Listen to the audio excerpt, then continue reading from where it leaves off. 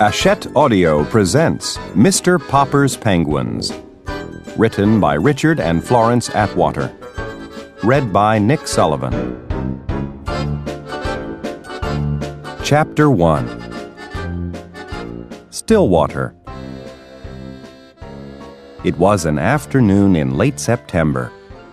In the pleasant little city of Stillwater, Mr. Popper, the house painter, was going home from work. He was carrying his buckets, his ladders, and his boards, so that he had rather a hard time moving along.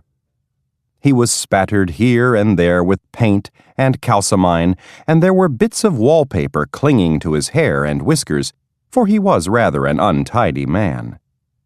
The children looked up from their play to smile at him as he passed, and the housewives, seeing him, said, "Oh dear, there goes Mr. Popper. I must remember to ask John to have the house painted over in the spring." No one knew what went on inside of Mr. Popper's head, and no one guessed that he would one day be the most famous person in Stillwater. He was a dreamer. Even when he was busiest smoothing down the paste on the wallpaper or painting the outside of other people's houses, he would forget what he was doing. Once, he had painted 3 sides of a kitchen green and the other side yellow. The housewife, instead of being angry and making him do it over, had liked it so well that she had made him leave it that way. And all the other housewives, when they saw it, admired it too, so that pretty soon everybody in Stillwater had 2 colored kitchens. The reason Mr. Popper was so absent-minded was that he was always dreaming about faraway countries. He had never been out of Stillwater. Not that he was unhappy. He had a nice little house of his own, a wife whom he loved dearly, and 2 children, named Janie and Bill. Still, it would have been nice, he often thought, if he could have seen something of the world before he met Mrs. Popper and settled down. He had never hunted tigers in India, or climbed the peaks of the Himalayas, or dived for pearls in the South Seas. Above all, he had never seen the poles. That was what he regretted most of all. He had never seen those great, shining white expanses of ice and snow. How he wished that he had been a scientist instead of a house painter in Stillwater, so that he might have joined some of the great polar expeditions. Since he could not go, he was always thinking about them. Whenever he heard that a polar movie was in town, he was the first person at the ticket window, and often he sat through 3 shows. Whenever the town library had a new book about the Arctic or the Antarctic, the North Pole or the South Pole, Mr. Popper was the first to borrow it.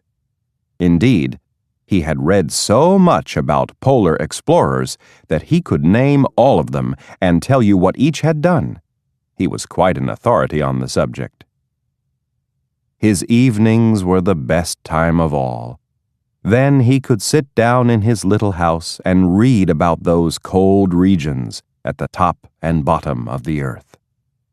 As he read, he could take the little globe that Janie and Bill had given him the Christmas before and search out the exact spot he was reading about. So now, as he made his way through the streets, he was happy because the day was over and because it was the end of September. When he came to the gate of the neat little bungalow at 432 Proudfoot Avenue, he turned in. "Well, my love," he said, setting down his buckets and ladders and boards and kissing Mrs. Popper, "the decorating season is over. I have painted all the kitchens in Stillwater. I have papered all the rooms in the new apartment building on Elm Street.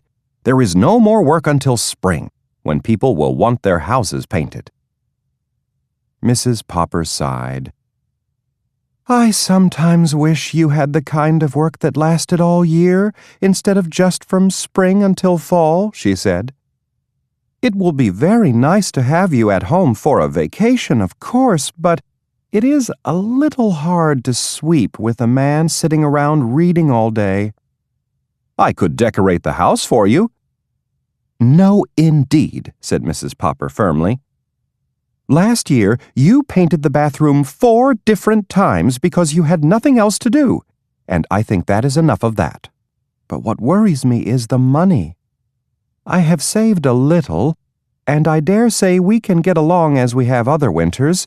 No more roast beef, no more ice cream, not even on Sundays." "Shall we have beans every day?"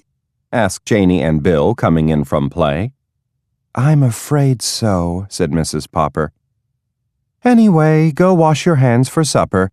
And Papa, put away this litter of paints, because you won't be needing them for quite a while."